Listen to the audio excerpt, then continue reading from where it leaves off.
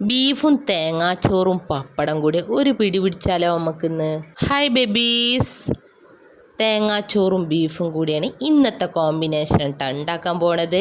അപ്പോൾ രണ്ടും ഒരേ സമയത്ത് ഉണ്ടാക്കിയ രണ്ട് ഐറ്റംസാണ്. പക്ഷെ ഞാൻ ആദ്യം കാണിക്കാൻ പോണത് തേങ്ങാച്ചോറ് ഉണ്ടാക്കണേന്ന്.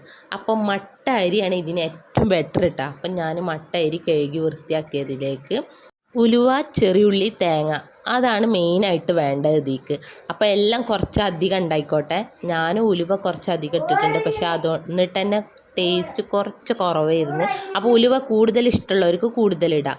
അപ്പോൾ അതിക്ക് ആവശ്യത്തിന് വെള്ളം ഒഴിച്ചിട്ട് ഉപ്പ് ഇട്ടിട്ട് നമ്മളൊന്ന് തിളപ്പിക്കാൻ വെക്കാം.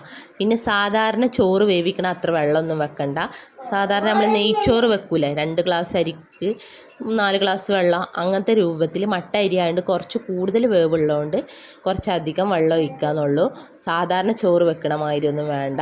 അപ്പോൾ അങ്ങനെ ഞങ്ങൾ ഇടയ്ക്കിടയ്ക്ക് ഇളക്കി കൊടുത്തിട്ട് തീ കുറച്ച് വെച്ച് വേവിച്ചിട്ട് അവിടെ ഉലുവച്ചോറ് റെഡി ആയിട്ടുണ്ട് കേട്ടോ. തേങ്ങയും ചെറിയുള്ളിയും ഉലുവൻ്റെയും ഫ്ലേവർ വരുമ്പോൾ ഒരു പ്രത്യേക ടേസ്റ്റാണ്. അപ്പോൾ നിന്ന് ചോറ് നെങ്ങി വരുമ്പോൾ റെഡി, ചോറ് അയക്കണേ. അങ്ങനെ നമ്മൾ തീ ഓഫ് ചെയ്ത് വെക്കുക.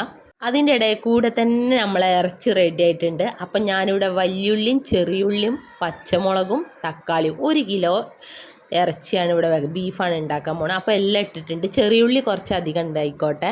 അങ്ങനെ എല്ലാം ഇട്ടിട്ട് അതിലേക്ക് ഇറച്ചി വൃത്തിയാക്കിയത് ഇട്ടിട്ട് 1.5 സ്പൂണ് മഞ്ഞൾപ്പൊടി, 1.5 സ്പൂണ് മുളക് പൊടി, ആവശ്യത്തിന് കല്ലുപ്പും, 2.5 സ്പൂണ് മല്ലിപ്പൊടിയും, കുറച്ച് ഉലുവയും ഗരം മസാലയും, കുറച്ചൊരു 2 കറിവേപ്പില ഇട്ടിട്ട് ഉപ്പിട്ടിട്ട് ഞങ്ങൾ ചട്ടി തന്നെ വേവിക്കാൻ വെച്ചിട്ടിട്ടാ.